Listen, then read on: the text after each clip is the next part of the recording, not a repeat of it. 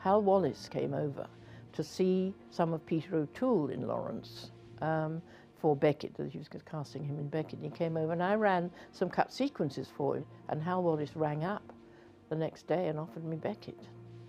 And it was a smart move on his part, actually, because, you know, I wasn't earning a huge amount of money, though I obviously put it up a bit.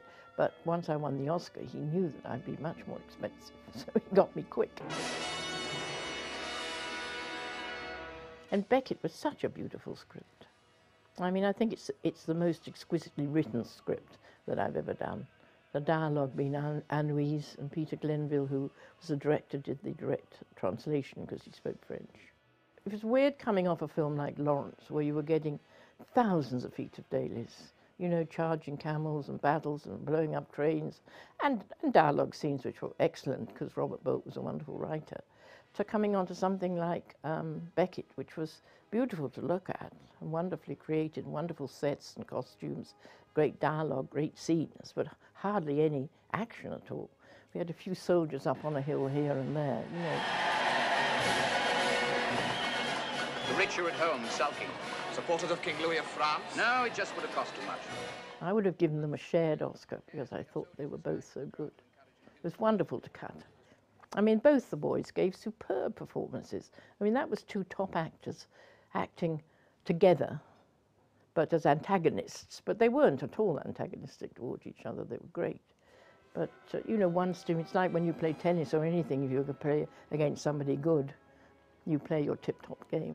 I come from the school of editing that believes that if a scene is playing really well between 2 or 3 characters, and you've got interesting camera moves maybe, or the actors are doing interesting moves, to hold it. You don't need to cut in. People cut in now, quite unnecessary.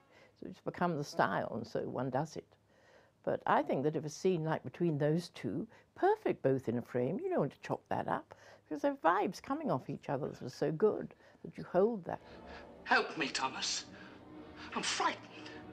When they go to France, Peter O'Toole, as Henry II, sent for his friend Beckett.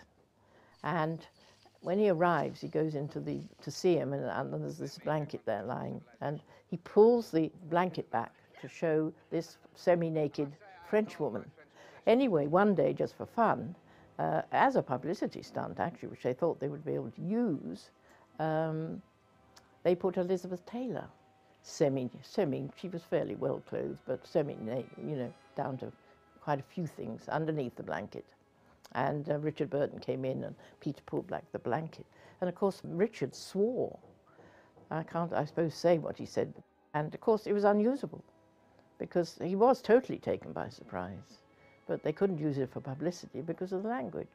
So I, like an idiot, didn't keep that piece of film. I should have kept it.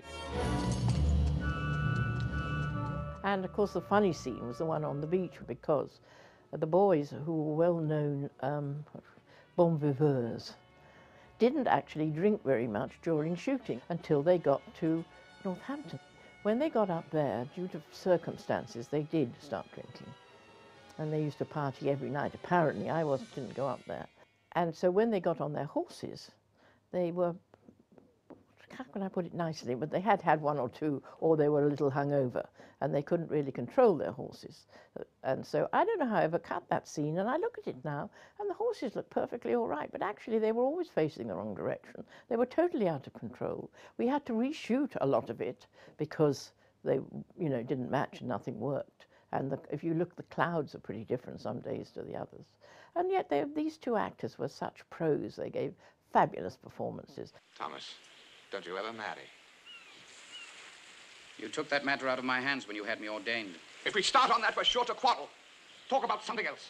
And I did one of the things I really liked. Like, we had a really, really long shot of them, and I managed to cut from the long shot to a big head. I love doing that. I think that's really fun to do, because I didn't get too many of those really long shots, and I like to use them, because we shot most of it in the studios here, you know.